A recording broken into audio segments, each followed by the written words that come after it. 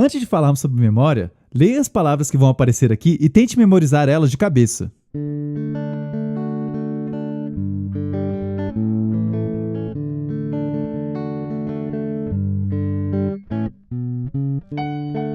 Agora, diga se você viu as seguintes palavras.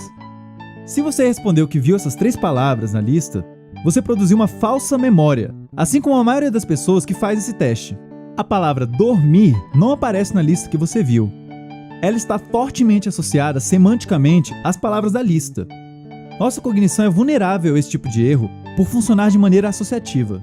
Falsas memórias, ou seja, lembranças que temos de coisas que não aconteceram, podem ser muito vívidas, tanto quanto memórias de coisas que realmente aconteceram.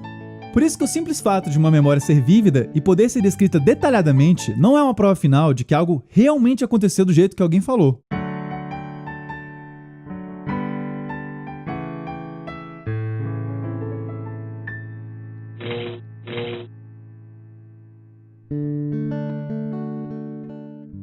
Esse teste da lista de palavras que você fez foi repetido com várias pessoas e boa parte delas acharam que viram algo que, na verdade, não viram.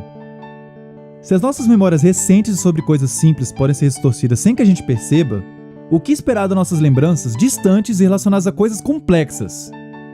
Esse foi um assunto que interessou Elizabeth Loftus, uma psicóloga cognitiva interessada em como formamos e recuperamos lembranças.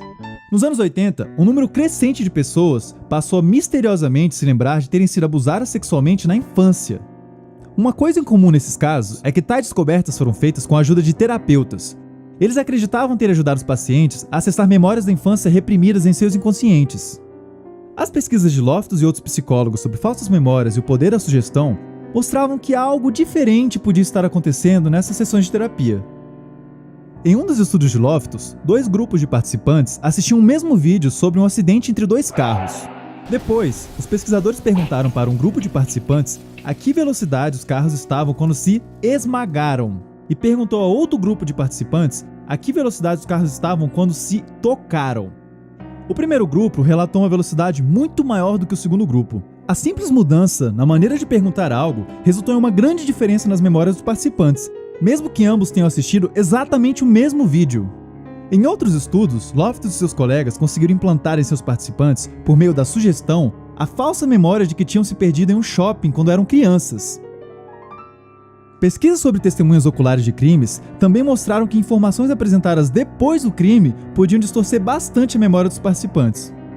Vale a pena lembrar que em alguns países na época e até atualmente, a identificação de um acusado por uma testemunha ocular pode ser o suficiente para alguém ser preso, e muitas pessoas inocentes já foram presas por causa disso.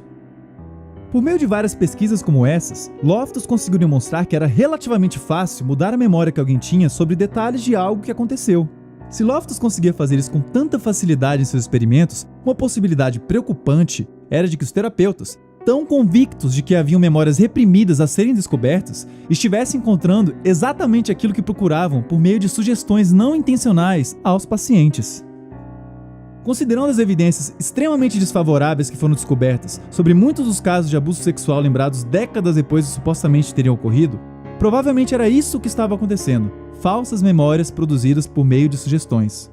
Como você pode imaginar, o poder da sugestão na recuperação de memórias também poderia estar por detrás de vários dos relatos de abdução alienígena e memórias de vidas passadas. Mas muita calma, porque a nossa memória funciona muito bem na maioria dos casos. O importante é lembrar que a nossa memória é muito vulnerável a sugestões, e que toda vez que tentamos lembrar de algo, não estamos apenas acessando um registro preciso daquilo. Podemos também estar recriando e modificando detalhes das nossas lembranças a partir de novas experiências, de um jeito parecido com a brincadeira do telefone sem fio. E não se esqueça que você sempre curte e compartilha os nossos vídeos.